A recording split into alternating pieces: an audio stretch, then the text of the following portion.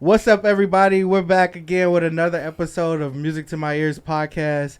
And on this episode 4, we have a very special guest, a rising artist from Chicago that's been doing amazing this year. I've just been watching this kid's growth, and I'm just so excited to have him in the studio with me today.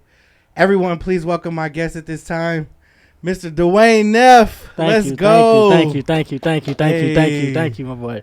How are you, brother? Feeling good, bro. Just feeling blessed. Feeling blessed so and highly cool. favored for sure. Man, it's so good to have you in the studio. Like I said, I've been watching you just develop, bro, as an artist over this past year, and me being a music critic and coming in and just like embracing like your sound and what you've been doing, and your journey and your process has just been outstanding, bro. So I just wanted to say kudos to you. And yeah, man, let's get into it. Yes, I'm excited. Let people know where you from, what side of the city you from, who you repping, all of that good stuff. Let them know. I feel like I'm representing the most disrespected side of Chicago. You feel what I'm saying? What's the disrespected side? The South suburbs. I feel like we underrated. You know what I'm saying? Like we not from the city, so we can't claim the city. So that's why they be trying to like throw us out like we not from the city. But I feel like, hey, when you 20 minutes away, and you still like in that like area. Like that Harvey, Chicago Heights, Park Forest area. Yeah. Like, you know, we still deserve our respect. You know, we had Fem Dots, we got the Juice WRLD. Yeah, exactly. Like, you know, we got the Dwayne Neffs, the Queen Keys. Hey, like, we got some really amazing people, y'all, from the South suburbs. Like he just named Queen Key, Juice WRLD.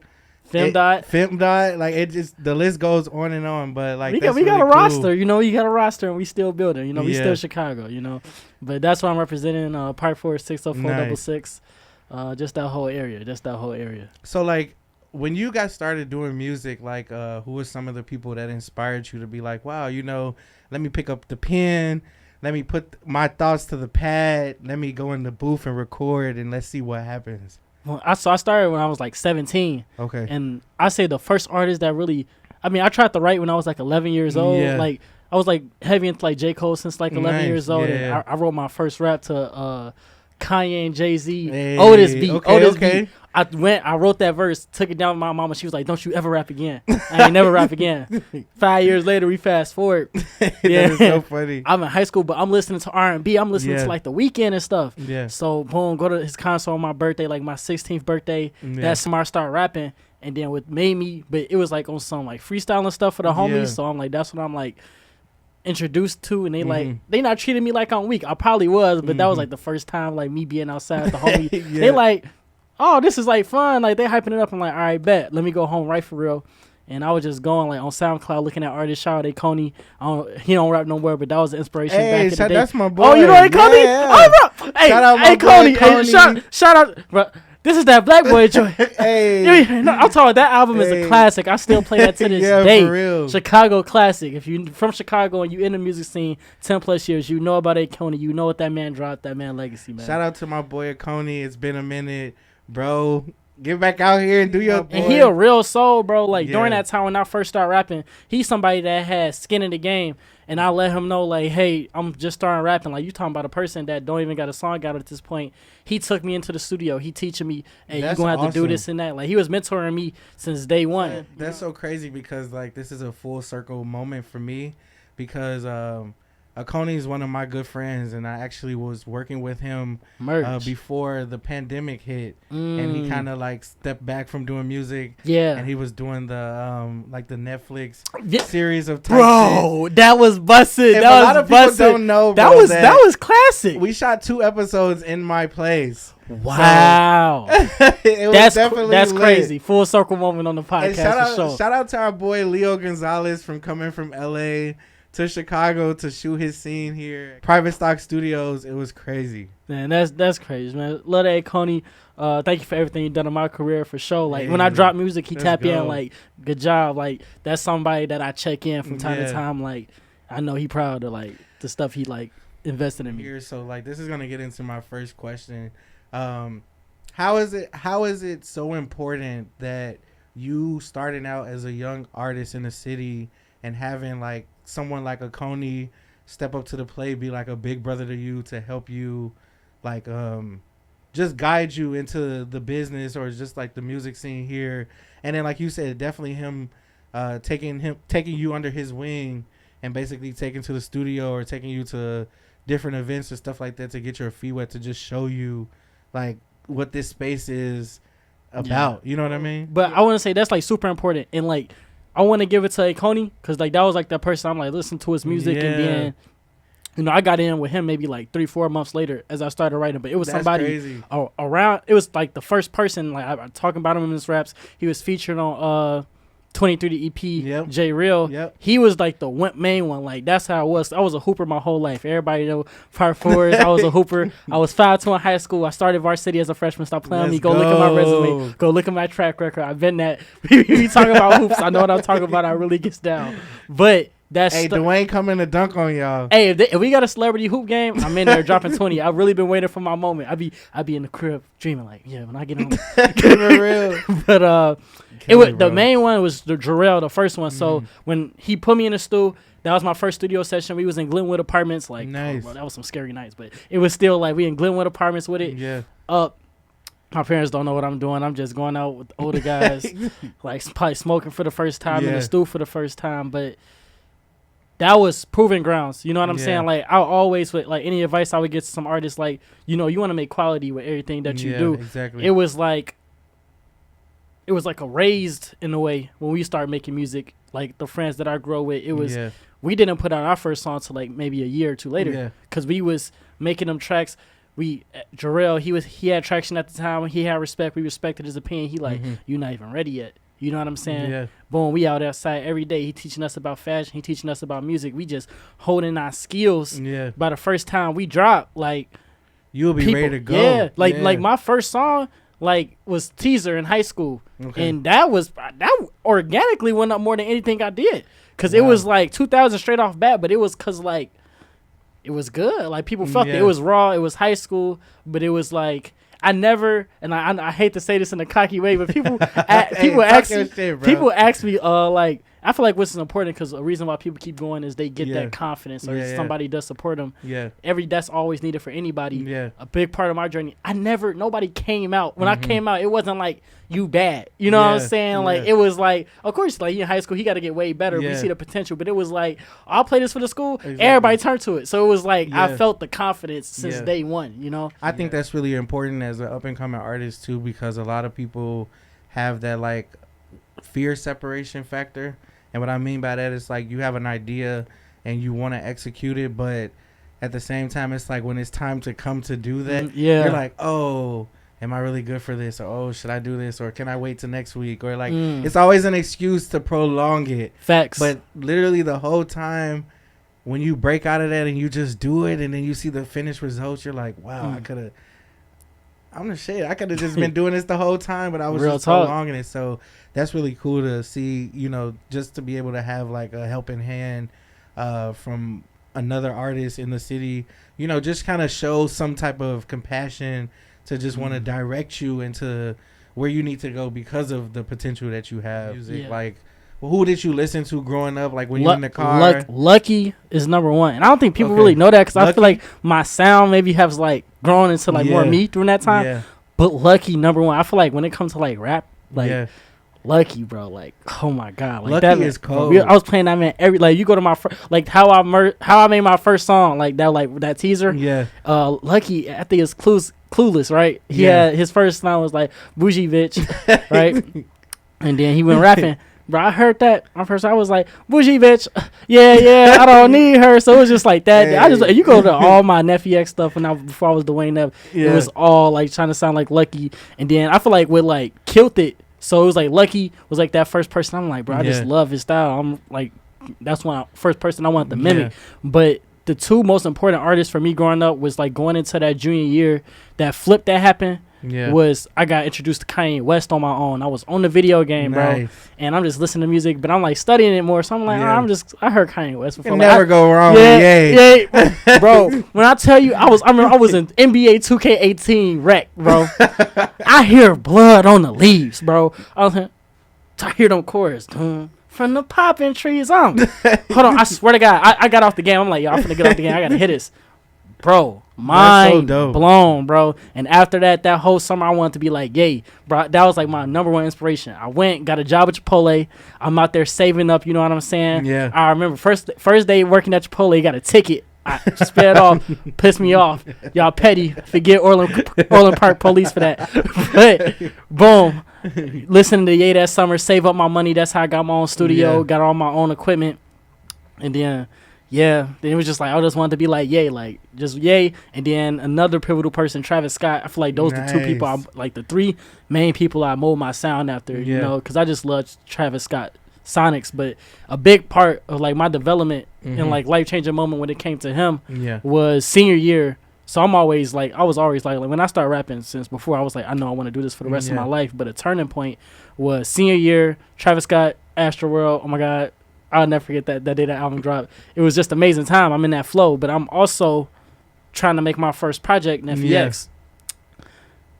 I don't got the money to go to the concert. I know my parents can't do it, so I'm like, I don't like what I'm gonna do. I'm like, all right, bet I'm gonna sell my PlayStation. That's a big move for somebody 17, 18 to try to sell their PlayStation. Scott, my boy sold his PlayStation to come to your show. Bro, I got a crazy. If you want to talk, I got a crazy story how I met Travis Scott in the club.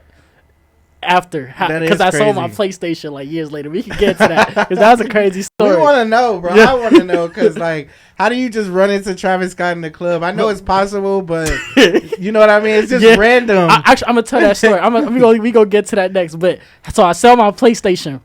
Right, bro. My mom, bro. But how I do? I remember I woke up. I was like, "Do I really want to do it?" Had a dream. It was a crazy thing, bro. I be tapped in spiritually. I be feeling everything in alignment, but I be visualizing a lot, and I feel like everything is in sync. So it is. I be like believing, you know. Yeah. Boom. I'm selling my PlayStation. My mama like, you crazy? She like real spiritual, religious. She thinking like the Illuminati got me. I'm like, Mama, I just want to rap for real. But I sell it. Go to the concert. One of the best experiences of my life. Don't regret it at all. Yeah. And but after that, which led to, so it was like a growing up moment for me as a man. It was just like, you want to do music. This is what you want to do. Yeah. Now you ain't got no video game in high school. What you doing with your time? And that's when I went and I just really locked in and made my first project, Nephew X. Nice. So basically, it was like, it was a growing moment for you to like. It kind of disciplined you in a way because you were so attached to the game. Yeah. And obviously, Travis Scott was somebody that was like one of your favorite artists. So it was kind of like one of those things like I had to sacrifice something to get something. Yeah. But it's really cool that you said that it kind of disciplined you because it put you in the mindset of like, okay, now that I did this, what am I gonna benefit from this? And so that automatically like steers your mind and gets your mind into gear mode to be like, what's next? So that's really cool that you like had that mindset to be like, okay, there's no other option. I have to just figure it out. Other people will be like, I have no other option and I don't know how to figure it out. Yeah. But see, it just shows like your perseverance and you having faith too at the same time because thank you. Look at everything now. You know what I mean? What if you didn't have that mindset to even continue? It would not be portrayed in the music at all. Yeah. So it's really cool that you said that, you know, like it kind of disciplined your mindset just to keep you to be on the what's next type of level. Yeah, and it all come back full circle. Like the last time I cried was May when I dropped 23. You talk about 23. Let people know what the 23 album is and what inspired that too. Don't forget about that Travis Scott in the club situation though. We got to get to that because that's a crazy story. But I want to talk about that 23. Man, so, you know what? That was really deep because it was like a little EP, but it was deep. Yeah. Like it was getting through it. It was a real story, and that was like my warm up to show people like, hey, I have an album coming. Like, I know I've been making singles, y'all been liking the singles, but I really care about art. I really care about the sequencing. I really care about the story. And when you get in them personal stories, it's like certain songs I can make for a single, like that's gonna go, that's gonna make somebody head bop. You gonna feel this, but I want my story to be showed through a whole body of work. Yeah, I displayed that in 23 lightly, and then it was just a shift in energy. I was coming off a heartbreak from the previous year, and I was just stepping into that, like, it felt like things was like bubbling up, And then it just smacked. I feel like life changed. Like, I met my girlfriend during that time. Then we vibing. Then, like, she inspiring the album. Yeah. And so then that's, like, pushing it out. And it's just, like, everything lined up so perfectly. It was, like, life was, like, I remember, like, cicadas was going on during that. And, like, I know that's, like, a crazy detail, but it really felt like, I don't know, like, it felt like it was, like, the universe was, like, hey, you're finna evolve right now. Like, it's gonna happen. Like, and it just, like, pop. And that's cool that you said that, because what I noticed when you dropped the 23 project was it was like, okay, this is my stamp for people to take me serious. Like, this is for me to show people, like, okay, yeah, I could play around, like you said, and put out singles and just, you know, do that if I really want to all the time. But I think, like, when you elevate and you grow, definitely in this business, and you're trying to get a bigger audience of people to view you and get opportunities and bigger opportunities, you sometimes have to solidify that so you can draw the line to let people know, like, okay, yeah, I can tap in and be having fun at the same time, but when I need to get serious and be on business, I can put out a whole project for you if you need it. Facts. So that's what I got from it when I first seen it, even from the artwork of just being inspired by Michael Jordan. Yeah. And then having the 23 in the background. Are you 23? Yeah, it was a coming of age too, and it was like a golden birthday moment. Okay. I'm a Gemini. First of all, I just want to say Gemini's we up right now. Our lineage is crazy. Kendrick, Kanye, Tupac. That's all we need. Our Hall of Fame is crazy. But it was it was a really big thing, 23. Yeah. And I always judged myself. I was like, I wonder how good I want to be rapping at 23. That was always a mindset. Because my dad, I was like, oh, I'm going to be good like later. And my dad was like, if you ain't good by 23, you need to stop. You ain't got it. And then I remember when I made Best Rapper Alive, that song on there, and I finished, I was like, I like my skill level. Like, I want to for sure want to be bigger in my career, and that's coming. But I was like, okay, I feel like, and that's what 23 really was for me. It was like, hey, I know I got a lot to go in my career, but you got to start. It's somewhere. Here. Like, if y'all listen to it and y'all go back and listen to the music, it was flawless songs from top to bottom on that. Yep. So it wasn't maybe discovered fully yet. Yeah. But if you go back and you like, oh, he been had it. It's been bubbling. So when the future time come, which is what we hear now, what we experiencing now, it's like that was like I feel like when it really started. Like, yeah. That's really cool too. And then like when I was listening to it, I love the fact that everything wasn't the same kind of like rap flow. Yeah. You know, you had some turn up records on there. My favorite on there was Jumpman. Yeah. I love that song because it's like it showed that you can be like not only a turn up artist and make that type of music, but you have a lyrical ability to be able to do conscious rap if you really want to, or you can rap like a chill way and still just be vibing out. You know what I mean? Yeah. So I that's what I look when I listen to a lot of new artists that's coming up. For me to be locked onto them, I have to find that one staple song that'll be like, okay, well, I'll always know that Dwayne made this song. Yeah. And then that will make me, you know what I mean? That it's like that song for me will solidify the rest of the new music coming for me to stay followed up behind them. So when I heard the 23 project and then I heard that the Jumpman song, I was like, damn, okay, you know, like this is a song like I felt like that song, bro, was like a punchline moment that solidified you to everybody saying like, okay, now I can really do this if I really want to, and y'all gotta pay attention to me. Facts. So, and I appreciate that, bro. I appreciate that heavy because I know you really listen. Yeah. Because honestly, I love all the songs in there, but that's the best song. But but some people don't know that, and I really judge like if you know what's really going on within the music. If you know that's the best song, because that was another thing that I ran because I was rapping in college. Okay. So I was rapping heavy in college, and I never had a hit in college. And I'm like, what's the problem? Yeah. But I was always focused on my pen. I'm like, why my song's not hitting? I know I be out rapping everybody. What's going on? Yeah.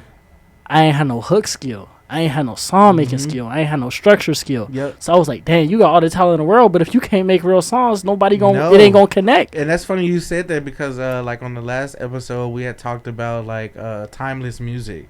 And that's why I asked the question like to a lot of artists, like who did they listen to like growing up, even with your parents, like in the car, and they always refer to like a lot of people like Michael Jackson or different people like that. And I love that they always say that is because like we're in 2024 about to be in 2025 and these records and these artists are so long overgone and overdue, but they're still timeless records that we can always just put on in the car and groove to, or just play any time of the day and still be in tune with it. You know what I mean? And it's a formula to that, and you gotta follow. Say that one more time for the people in the camera. It's a formula to that. I say any art, go study strong structure, go study hooks, because it matters. Like it's a formula. Like you gonna spice it up, you gonna make it different, you gonna make it you. But there is still a formula to the madness, and you gotta follow it. Honestly, who did I hear today? I think I was hearing J. Cole or somebody. I don't know, but it dawned on me. Okay, music is genius. Yeah, it's because, and I'm like, why did everybody connect with it, right? And I was thinking about the school thing. Right? You taking it's a mix of science. It's a mix of language arts, and it's a mix of math. So when and it's a mix of social studies and history too. So it's literally taking all of those things, those main core things that you need to know, knowledge base, and then combining it. That's why music is so like universal. On bro. So that's crazy, and that's crazy. You even said that, and I always tell people this too. Like everybody is connected on this planet by music. Like, think about even if they understand English, if they don't. Every different nationality has some type of music that they go to. It can being able to just have music be like a universal language for humanity, and everyone can connect to it, whether or not if they understand it or not. They still have some form of it. That's power in there. That is powerful. That is. So I understand why we as listeners and us as creators. Like when we make music and then we listen to different people's music, that's why we get emotionally attached to it, because it's a feeling that it creates to make us be like, damn, I related to this. So I don't know. That's that's the coolest thing ever. I agree, man. That's the power. That's really why we do it. That's really why we do it. Man, I feel like even if you're not making it, you consuming it because you going for that feeling. Like you got that song that's gonna remind you of your childhood. You got that song that's gonna bring you back to that time. You know what I'm saying? That it's a powerful thing. And you're always gonna know what that feeling feels like too, because you connected with it the first time. I think that's like the most important thing as an artist, is to be able to have emotional connection with your people and show them like your resilience of just how your journey has been. And you're one of those artists that, like I said, bro, like you even said it too in the beginning, like you at first you were doing it for fun, but you can still show people that, okay, now it's time that I can really tap in. Like for you to even just put out that project after just dropping singles, and then people see you with a project, it's like, oh, okay, he wasn't just putting out singles, now he actually took the time. He got the artwork behind the 23. It makes sense. Like, you know what I mean? It was like a full circle moment that it was just like, okay, we can really take him serious. I also wanted to ask you this too. So like, before you made obviously 23 is Jordan and all of that. So it was really cool that you went up to do the artwork. Did you go up to his house? No. Okay, because I seen the 23. So when people see the 23, they think of like the gate at his house. So you know how? So we kind of finessed it. But so I went to this skyrise. Okay. I paid $56 for that skyrise because we trying to go to this gate. You know when you park in Chicago, and you're on top of like a roof, and it's like a parking garage thing. Go to the top, try to get behind some buildings. Buildings was kind of So then I'm like, all right, but we ain't had that much time because I just wanted to put it out. I'm like, I have to put it out now. It was just that feeling. I was like, let's put 23 on the back to represent it. Shout out my man Anthony, grew up with from Little Shorty, and he be knocking out all my cover arts. You know what I'm saying? And he whipped it up. I was like, put 23 on the back, and then I had on the red with the Chicago. Yeah, and it was just like it all made sense. Like it all came together. It showed that you had a marketing strategy too for it, because the basketball games, the basketball, you were a hooper too. So that was pretty cool. That like you incorporated like your personal activity into your music too, and then showing people. You kind of basically did. For what I got from it, it's like you did a vision board within your project that people made like people seen a lot of the cool things you like to do in your personal life through your music. Yep. That was cool. Facts. And I ain't gonna lie, thank you for saying it. Cause you like the third person that came to told me that, and I wasn't like like conscious of it during the time. But somebody was like, "Hey, your rollout was crazy." I'm like, yeah, it was. I didn't feel like I was like, now what I know now. Yeah. It's like, oh, okay. It was just like, let me execute ideas, and it was more focused. Like, hey, I want to do something for my birthday. Yeah. But now it's like, bro, what we got coming up now? Yeah. Bro. What was that feeling? What was that feeling like when you were done with the project and you were just like, wow, you know, like I'm it's ready to go. I'm ready to drop it. Like right before you dropped it, what was like going through your head when you completed the project and was about to drop it for everybody? I'm telling you, I felt free. Like it was like a evolution time when I'm telling you, like I just got my new girlfriend. That was like an experience, like within itself. So I'm like with her all the time, and like she with me. I'm with my friends. I'm feeling free. Like I'm just. It felt so free. It felt so free. Like I think I was on shrooms during the time. Like, bro, I was free. And then that's when people like that's how it sounded. Like that. That's what Jumpman. That's like my favorite song was Jumpman. Yeah. And I feel like my favorite bar out of there that kind of encapsulated even like the whole project in a way was, letting my braids going like my braids my braids letting go of control. People want me to be chill, but that's not really part of my flow. Like it just felt like I can just. It felt like it was supposed to go that way. Yeah, like it felt like I feel like I'm sorry, I'm going too much. But that bro, when we had I really wish so. We had the jump, man. We had the catchiness. I'm like, boom. It was crazy how I even started writing that song. It was just like that. Then once the second hooks, I was practicing like, let me make hits. Yeah, bro. That second half when it was like, go stupid. I'm like, bro, if that's played in front of a massive audience, everyone's gonna go lose like it. You don't have to know the lyrics to have a good time. Exactly. Like, and that I feel like that's a timeless record. And yeah. Bro, that's what I'm saying. What's coming up is crazy. Just know we're not even done with 23. We will see y'all in 6 months. That's all I'm gonna say. But y'all heard it here first. In 6 months, Dwayne is not done with this 23 project. It's a continuation. So stay tuned for that, y'all. Cause let's just say we grew artistically. Yeah. We got big ideas. Yeah. And now we were able to execute those ideas. Mm-hmm. But I was going through a time myself at the end of the summer where I didn't have the financial backing to pull off them ideas. Yeah. So it was a lot of mental and spiritual stress on me to where I had to take time off. Yeah. That's why, like, I marketed hard. Yeah. Then we did that show. I say, like, the past 2 months, I took a break. Yeah. Not a real break, but like in a poster. And I'm really glad I did that because I ain't going to lie. Now I feel like, I feel the love. Now it's like, oh, y'all miss me. Yeah. Like, when I post something now, it's like doing way better. Because I feel like they like, oh, okay, Dwayne back. So I was like, okay, I caught y'all attention the first time. So it's like with everything I get to do going forward, it's like, oh, it's time to rebrand. And then we got it ready. Like, it's like.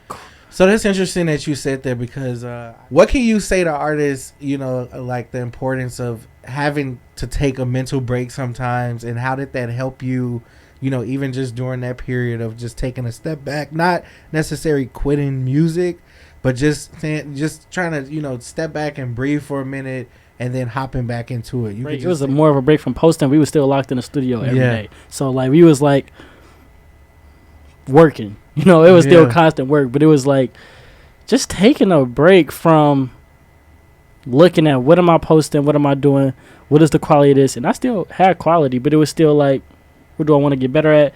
What's the results? Like, what's working, what's not working? Yeah. I felt like I was chasing a rat race.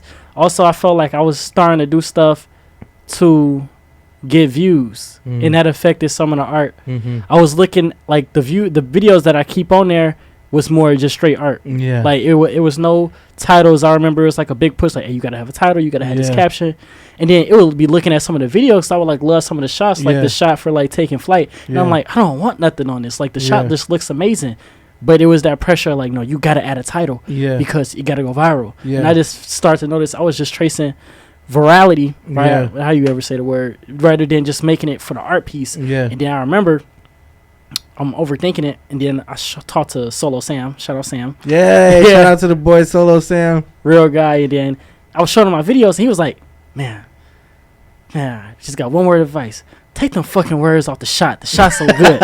And I took it, and I was like, oh my God. Because I hated the words. So it was like, and then that's what it was like, I don't even keep them videos up because I'm like, I didn't like it. I was doing it for something else. Yeah. So just really just taking a step back and noticing like, hey, you don't got to even chase the viral art system. Just make the art you want.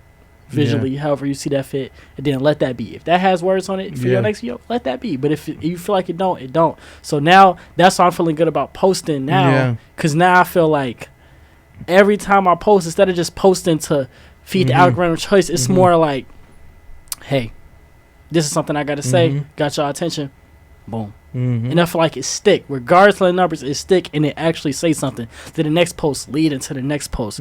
So it's more like, I'm using it more as an art form than just let me just post something trying to get on and go viral. So you're actually being strategic about the way that you release your content now and actually putting in like more thought to behind your music instead of just falling into the like, oh, you know, I need to post this just because of the number count. Facts. And and doing something that sticks out. Yeah. Because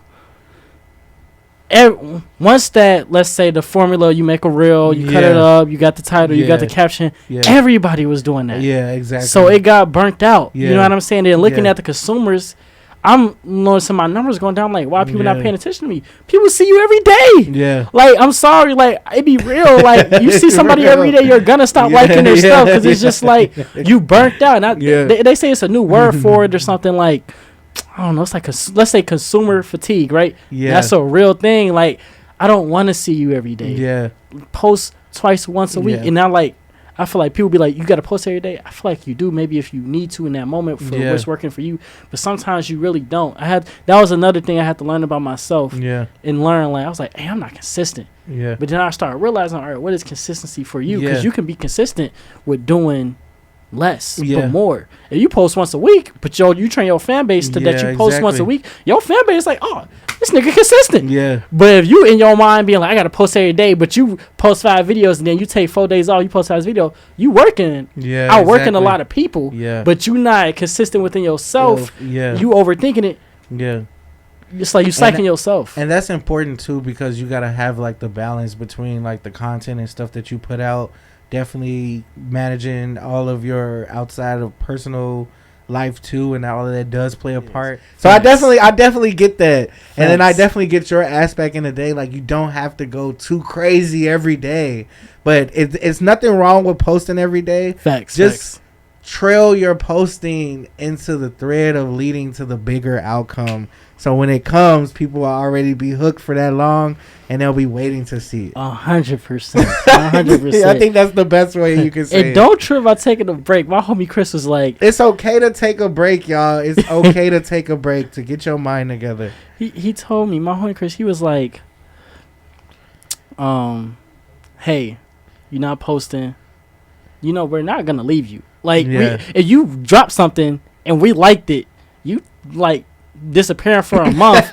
Like, nigga, we not gonna forget you. We gonna be rocking with you. Like, we gonna be here. We still gonna be here. Like, you know what I'm saying? So that calmed me down. It just take a lesson. Just go at your own pace. Go at your own pace. But sure. Like, who is some people now that you would actually be willing to work with that's on like the underground scene or the up and coming scene, or like even artists that's already on in the city that you would like to work with in the future? I like what Mike DFG doing. Yeah, like shout music. Out to Mike DFG. That's the bro. I like his music. I like his videos. Keep striving, bro. You going crazy. Yeah, he is. Shout out to him. Kari. I was just chopping it up with Kari today. We got something like, bro, Phoenix from Indy. I don't know if people know Phoenix. I can't even say, but we got stuff in the woodwork. Shout out Phoenix. Shout out Kari. Because I don't want to miss nobody that I probably think I got somebody that Lionel the nicest. Shout out my boy Lionel the nicest. Bro is tough, energetic, consistent, hard work, great energy, great guy. Shout out my boy Lionel the nicest. Nice. It's probably some more, but the thing is, it's so funny, like rap homies, because it's like, bro, we be like locked in, but everybody be having their own stuff. So it's like, hey, bro, like Carl, like, hey, he and me today be like, hey, we gotta work. I'm like, yeah, we gotta work. Yeah. All right, bet. You a teacher? Yeah, I bet. 2 weeks, we got each other.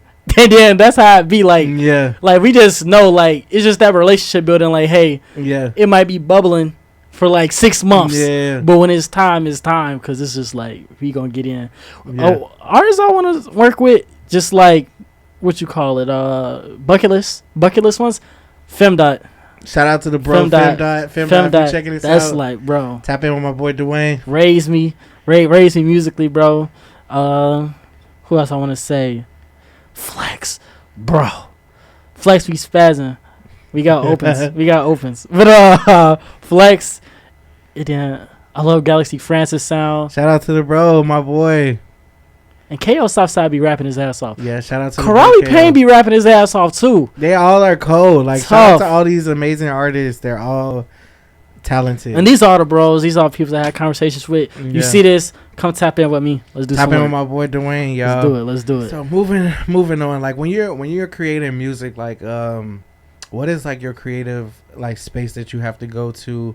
Like I know I have like some friends that do music and they go out the country sometimes to create their album, or they go like on vacation just to isolate themselves from the world, but then they're like just spending time with nature or being by the water. Like what is something that like grounds you and your energy to like really put yourself into like artist writing mode or creating mode? I feel like during this last process of creating this project, I kind of mastered it too. Okay. And there's two versions of me.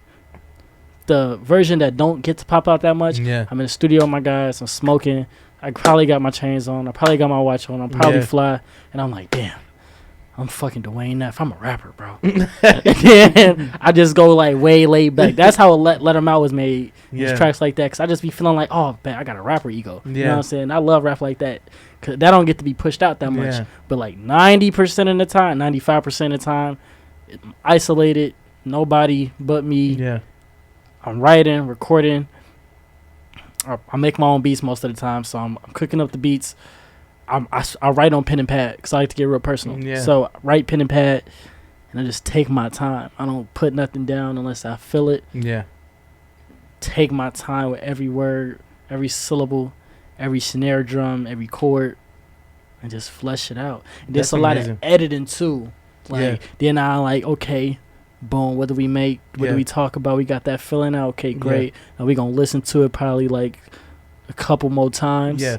And be like, okay, now I'm judging it in a way, like purely, but like business wise and a little. Yeah. Because I'm thinking about who I am in my brand. Because I just like to be free. So I'm like, hey, you said this. Like you said, hey, you were killing right here, right? But you may be talking about rap. You may be talking about rap. Like, but it's like, hey, did that feeling like give the best to the audience? How did that make that consumer feel? Like you can get this bar off and people can think you hard, like this gonna fit, but did that you want to be known by that? You want this to be your name? You want this to how you sound and get the listener that experience? Nah, all right, but let's choose something else. So then we just edit it that way, and I give y'all some sauce. All right, bet I say the sauce. People be like, how did Dwayne Neff get his flow? Okay, I give it out.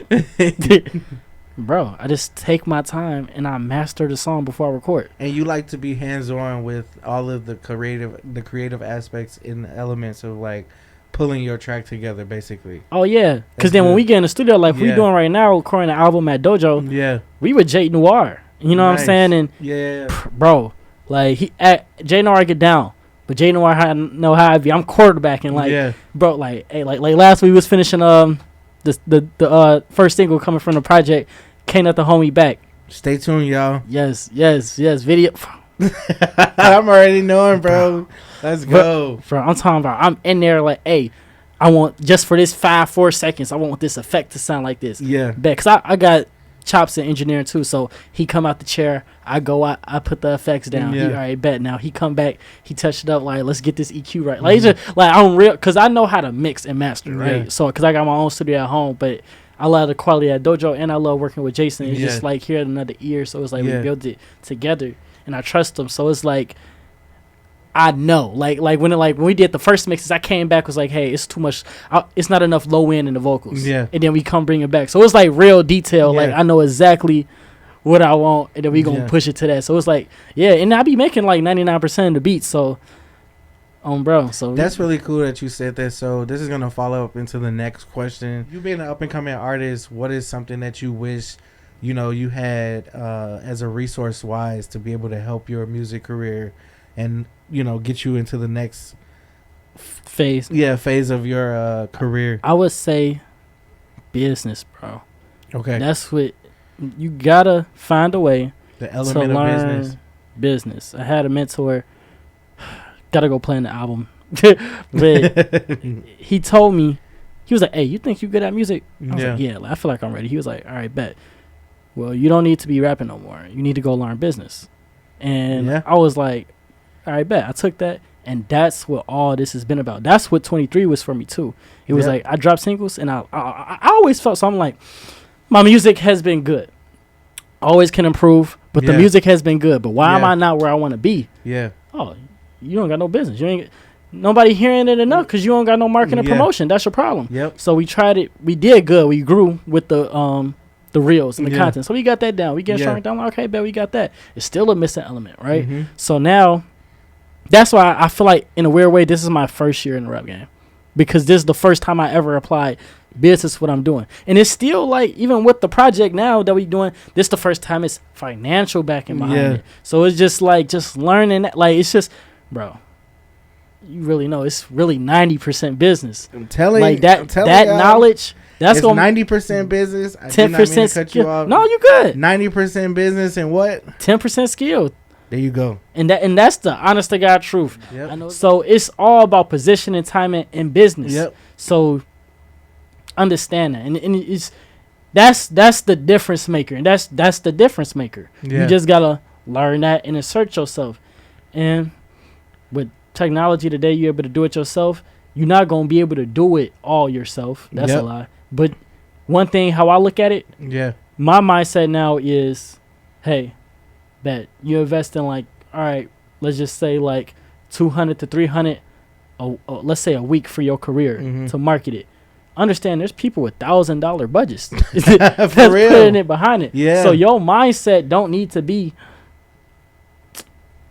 I'm finna blow off this. Your mindset need to be, I'm finna make great art. I'm finna put marketing promotion dollars and resources and things of that nature, connections to help let it go to the right people to see it, to figure it out. All the business conversations that I've been happening recently, and they reaching out, they all like, I always ask them, where did you find me from? Because I just want to make sure the connection is legit. Like, if you don't know who I am while we're talking, all of them has said, oh, I seen you on a sponsor that.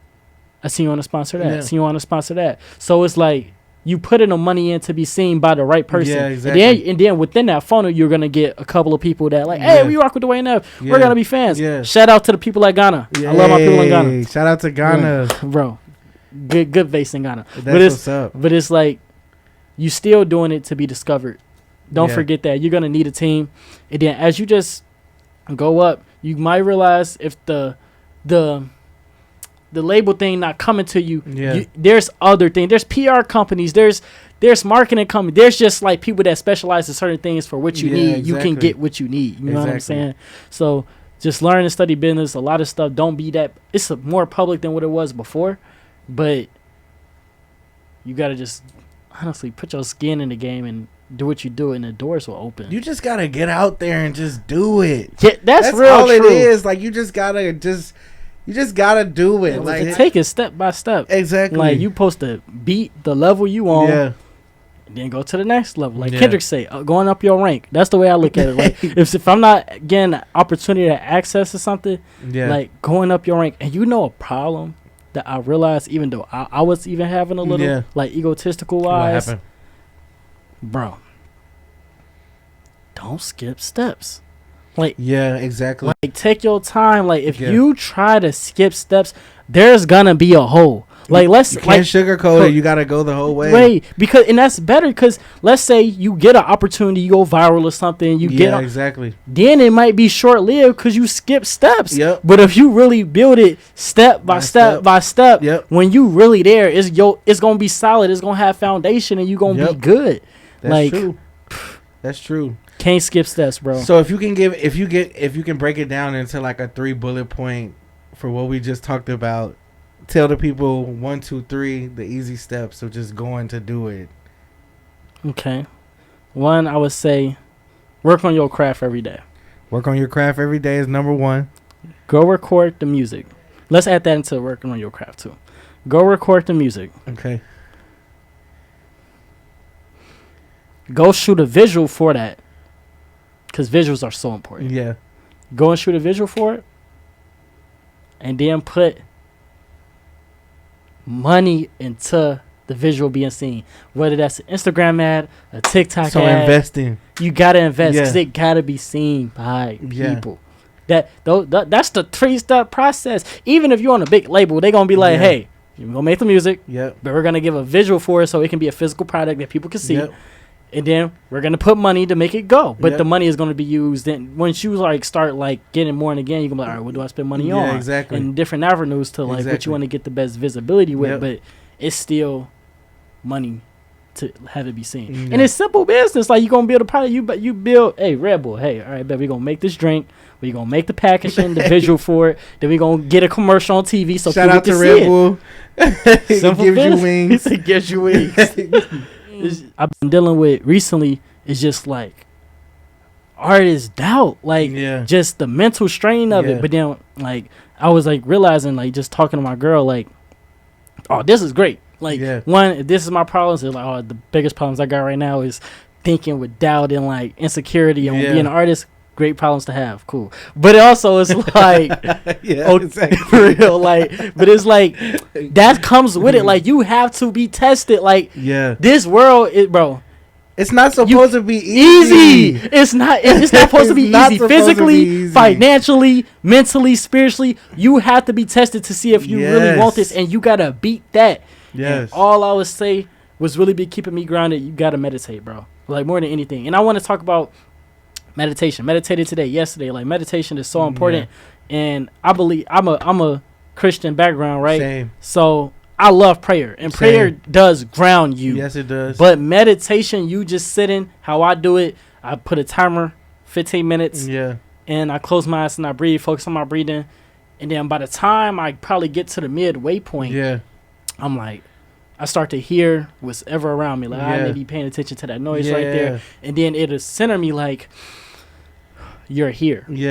Taking the moment and be grateful. And that's how you stay kind of persevere through your journey because this morning I'm writing scheme my brain 2-4-7 going every single moment. So I'm scheme this. All right, bet we shooting this video. All right, bet. So my brain is always thinking here next, you know. But don't forget, a year ago, 6 months ago, I was praying to get an interview with Music Man AJ. That's happening today. Hey, that's love. Bet. That's love. This weekend, you recording the project. Nigga, it's happening now. But you trying to focus on the results so much, it's going to be over and you going to miss the time and you wasn't living through it. Exactly. You got to be here today. So you would say, we have to stop focusing on the future and we have to live in the present moment because that's what's happening now and that's going to determine what the future outcome is going to be. Sometimes we get caught up in the future of where we're trying to go and we forget to soak in the present moment and just embrace, the now. We look at the past and what we came from. And like you said, we're grateful to be in this situation now. We don't even know if the future is promised. So it's we always put our eggs in that basket the whole time. We forget about the blessing that already have gave us the opportunity to be where we're at now. So it's always good to sit in the present moment, y'all, and definitely just be thankful and be grateful and just look at the journey from how, like you said, a year ago was to now. A lot of stuff has happened over a year. And sometimes, at the end of the year, when we look back over, all the stuff that we've done, we don't feel like we've done a lot. But then when we see the shows and the video drops and then even going out to support people at events or concerts and stuff like that, we'd be like, damn, we really put in a lot of work and we really were out here and lived life and enjoyed it and had fun doing it. And that's what it's all about. That's what it's all about, y'all. It's literally all about creating the memories and just being on this journey and crossing paths with people that you grow with and build relationships, that's literally the key to life.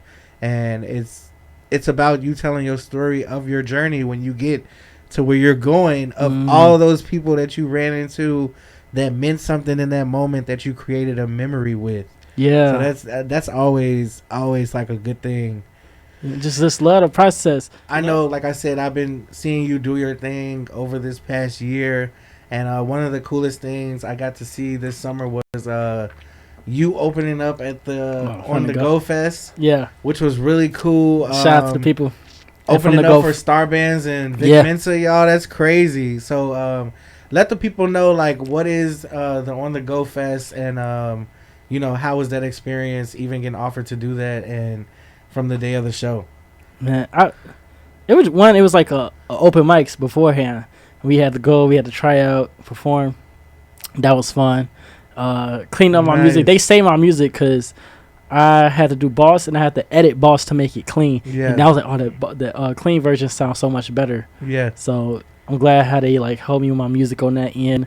I met so many amazing artists and people. It was a lot of really good. Kari, that's how I met Kari.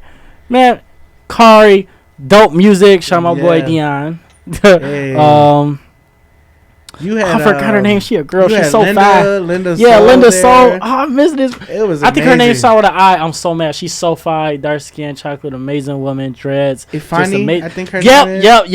Shout out to Ifani. And she just dropped the project. So go crazy. Crazy. We see you. All love. Z Sage was there. Did her thing. Shout out Z Sage. She was killing it. I'm so proud of her too. Yeah. You had Nisi Mo. Nisi Mo. It was just an amazing show. I feel like there was really community, and we still talk afterwards. That's cool. You know what I'm saying? So it's like a community, a family that I can always like fall back on. Yeah, them the guys. I be seeing them everywhere.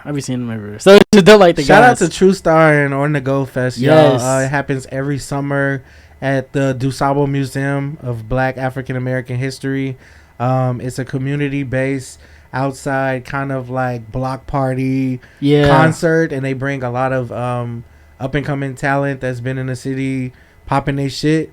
They bring them to come and perform, and they usually have like a really good, nice headliner come in and you know, grace the stage. And shout out to Star Bands for doing her thing, and they bring a lot of community activists, resources and stuff for the kids, for everyone to just have a good time and have like fun in the summertime. So if you're in Chicago next year, definitely check out the On the Go Fest. Shout out to True Star, and that was really a cool moment, not just for your fans, but I know that was definitely probably a cool moment for your family too. Yeah. And then definitely it probably was a reassuring moment for you to be like, wow, like, I'm here. You know what I mean? Like, it's starting. This is just another thing added to what's coming. And that's really cool that True Star reached out to you and gave you that platform, because you definitely worked hard for it and you definitely deserved it. Thank you. So keep killing it, my boy.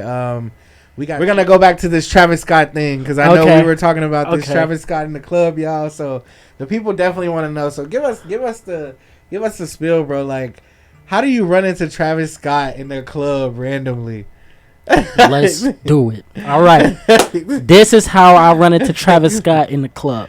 That's crazy. Boom. Let's start there. Backtrack. I think I might have got fired. I might have not got fired, but I know my money was low regardless. So I may have had a job, money low, but low funds, right? Boom. Want to go to Travis Scott Utopia concert. I'm like, oh, fuck. All right. How we going to do this? What else you doing? You broke. Yeah. You put in a parlay. Shout out Prize Picks. Boom. Hit the parlay, boom, front row tickets to the Utopia concert. So I'm front row. First of all, that was an amazing experience. Yeah. Seeing Wonder Girl. First of all, backtrack. This is not great financial decisions, so don't be taking financial advice from me. All right. But still, he just wanted to see his favorite artist. That's all I wanted, bro. All I wanted, bro. But tell me why. Boom. All right, boom. Experienced the concert. Amazing concert. Got to see Wonder Girl. Got to see G Herbo. Everybody was like, amazing concert. Boom. Right. Little backtrack. Last year, the year before that, a couple months back, I go to Lollapalooza. I sneak backstage with these dudes, J-Rock and DJ Ace. We jump. And a third was was with me too.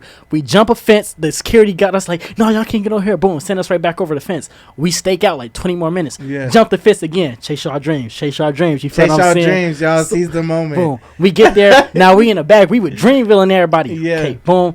Whole situation. Got into a rap battle with an artist. Cool experience. DJ Ace and J-Rock met them, right? So keep this in mind. Boom. I'm at the Travis Scott concert now. Yeah. I'm on my phone. Look, J-Rock at the show. I'm like, oh, snap. Homie J-Rock at the show. Yeah, he remembers you from the last time. Facts. Okay. So, boom. Hit him up. Where you at? Boom. Link up. Yeah. So, he like, you already know what time it is. So, fuck, what you mean? What time it is? What we finna do? He was like, we finna go sneak backstage and meet Travis Scott. I'm like, that's crazy. What? I'm like, all right, bet. But this is indoor. We can really finesse outdoors. Yeah. Also, I'm not going to jail. This is trespassing. Don't follow this advice. But hey, do you want it or not? No. but we go in. I remember. So we walk out the stadium. Yeah. Like we get like the circle thing. Yeah. Go circle. Bro, I go in and like Neff go talk to the dude. Right. I'm not really a finesser like that, bro. I go talk to the dude before I get it out. He like turn around. Security like turn around. I'm like, all right, fuck. So I go back to them. They're like, what happened? I'm like, so me turn around. What y'all expect? Like, I finesse this situation, yeah. Bro. J-Rock, I swear to God, don't know how he did it. Bro, he was like, Neff, watch out. I got this.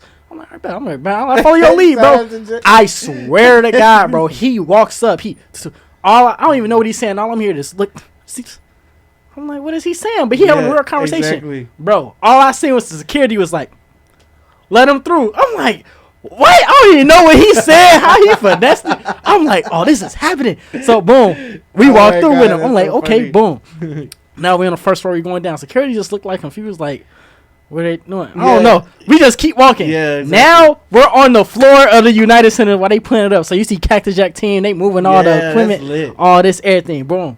We going back there. We walking. We don't really know where we going. I'm like, oh my God, this is crazy. Like, we gonna get caught by security. I'm going to jail for trespassing. Damn, fuck it. So I'm just flowing.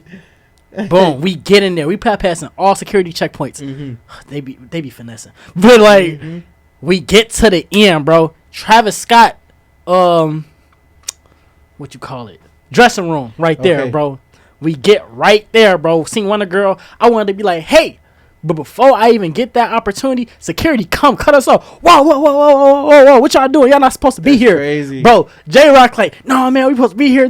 We finessing. See, now I'm just quiet. Cause I see one girl in them right there. Yeah. But it's like, damn, now they finna see me arguing with security. This not going to be a good look. They going to think it's a problem. Exactly. So I'm like, I had to miss the opportunity. If I had to do it again, I still would have raised my hand and talked to one girl. But hey, we was right there, right? Boom. What I do next? I go on IG. Travis Scott at the club at Underground. I'm like, y'all, fuck it. We going to Underground. I'm like, all right, bet. But I don't even know why I'm there. Something just told me, was like, hey, this night is going to change your life. It might have. Let's get deeper to the story. So keep in mind, I was broke during this time. $20 in my bank account. Don't forget. Broke as hell. $20 will go a long way when you broke. Here it go, right? Here it go. Also, another bad financial decision. I paid for a studio session, right? Yeah. With Jay Noir to record Crazy in the Stew. I zelled him the money wrong, right? So it had to he had to call the bank and shit. Yes, fuck that up, right? So all bad financial decisions. So then we go to the Underground, right? We talking, get out the car. I'm like, let me just check my account before I go try to in this club type shit. Yeah. Swear to God, it's $300 in my account when I get out the car. I'm like, why is it $300 in my account? Don't know. This is how God works miracles. That's crazy. Hey, I call them the ghetto blessings, bro. Ghetto blessings. So. Ghetto blessings. Yes, sir. Really got $20. Some reason it's $300. So all right, for real. So I know something crazy for to happen tonight. So boom, now we trying to get in the club. He taxing. He like, nah, I'm trying to charge y'all this. We like, fuck no, we not paying that to get in the club. So now we trying to, of course, do what me, J-Rock, and Ace do. We trying to sneak it to the club. Yeah. We going around walking around for like 30, 40 minutes. Yeah. We can't sneak it to the club. Can't get in the club. Then we walk back, and I'm like, I got $300. Something is telling me I'm gonna see Travis. I'm gonna meet Travis Scott. Something just keep telling me that. I'm like, all right, bet, fuck it. So, his homie, I forgot his manager name. This is the bro now. This his manager. Oh, he got the braids. Oh, I'm really mad I lost his name. I really lost his name, but he got the braids. He like really tall, dark skinned dude. I noticed him. I was like, hey, you Travis Scott homie? He like, yeah, bet. I'm like, oh, I bet, yeah. My name Dwayne Neff. He like, all right, bet, little homie, all right, bet. So he going in. That's a checkpoint. That was really cool. A checkpoint. No, this a checkpoint. This a checkpoint, right? So now we going back. We like, all right, man, fuck it, paying. So now I'm like, fuck it, I'm finna just go get the money. So I run. I lead them. I'm like, y'all stay here. I'm finna be right back. I run like a block, like 20 minutes. Go to the ATM. I withdraw the cash. So now I got $300 on me. I'll run back. Tell me why. Crazy. I'll run back. I'm walking. Now I'm like getting close to the club. All I hear is, man, Kanye had us fucked up in Africa. I'm what? what you mean? Bro, I ain't gonna say his name because I said it like that. But Kanye West writer. Yeah. Forgot his name. I'm really jipping names right now. It's really bad. But Kanye West writer, and it's people I text, which is so funny. But he like, I'm like, oh, merch. I'm like, bet, yeah, man. So I introduce myself. I'm Dwayne Neff. I get to telling him my whole story. Like, bro, I sold I'm using the same story from when I was in high school. Like, man, I sold my PlayStation to get here. Type shit, man. I don't even know how I'm supposed to be here. This is my music. He like, all right, bet. He's like, all right, fuck with you. Give me your number. Type shit. Yeah. Text, review my music, show love to this day. You know what I'm saying? So that was just like a cool connection that I made during that time. Yeah. And then that's awesome, bro. That's fact, you never know what these things may turn into. He's talking about it's still years of relationship building. You know what I'm saying? But that was a cool one, right? Now we got to get in the club. Yeah. Bro, still got to get in the club. So now we coming back. Now the club kind of getting packed. Now he not fucking with us. Now it's like we got $300. He like, bro, I don't care if you got $300. Yeah. We're just not letting y'all in this shit. Yeah. We like, what the fuck you capping there or not? So then I'm like, all right, y'all chill out. First of all, I think it was a blessing. I knew I ain't had no money. A homeless dude asked me for some money. I gave it to him. I feel like that was a key. I feel like that was a key in the story because I feel like that was like a test. So I'm like, I'm not supposed to have this money anyway. Exactly. So shit, I just get you gotta spread the love. You got if you don't, it'll be taken away. Real life. Real life. So now I'm talking to a security dude. And I'm like, man, I sold my PlayStation gear. Like, you gotta give me this, man. You gotta let me in, type shit. Like, you gotta let me in. He like, nah, listening. Travis Scott, homie, his manager, hearing this. He like, hey, fuck all that. Let him in the club right now. He with me. I'm like, merch. I'm like, hey, but I got my two dudes with me. Boom. I get him the money. They get in the club. Yeah. Now with Travis Scott, manager, homie. Yeah. Now I'm in there. Now, like, he had to do his thing. Like, he handling business. Like, he running the nightclub scene, so he handling business and shit. Yeah, it's always a lot going on and making sure everybody good. Facts. I get it. I totally understand. But I ended up just chopping up with him. He respected me. Just told him, like, my story and everything. He rocked with me. Still be tapping in with him. Still just trying to knock down that door. I feel like, and that's one of them situations when the time is right and you got your resume, you see, it's going to hit when it's time. But just respecting me. I was in his section. You know what I'm saying? I'm feeling out of place because I'm like, how am I in Travis Scott's section? You know what I'm saying? I'm not supposed to be here. Exactly. And I'm here and they embracing me. Like, facts. That's crazy, bro. That's he performed at the nightclub, and that's my favorite artist. So it's like crazy. Like, I'm seeing he like right here to me. I'm like, damn, this fucking Travis Scott. Yeah, exactly. Like, boom. Like he looked like how he look on the videos and shit. And they got real braids. Them braids long as shit. Like, I'm telling, like he had a chinchilla and shit. Yeah. Like, I'm like, damn, that's Travis Scott. And then, but you know what? One thing I didn't do though. I did not say nothing to him, bro, because it was a lesson within that. Because I'm like studying game. Because now I'm just studying. I'm like, damn. So he just did the United Center.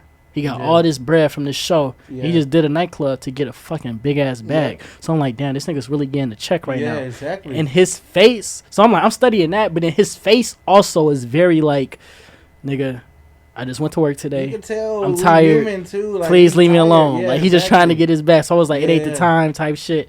So I just looked at it. I remember he passed me by. I was like, this is my chance. I low-key wish I would have did some cool shit. Like, that the month I did something. But I was just like, honestly, on some real shit, bro, I really felt like this is Travis Scott. Yeah. I'm going to see him again. Yeah. Like, I'm going to see him again. I don't need the trip. Yeah. I'm going to just let him go. Sometimes I feel like that's crazy you said that.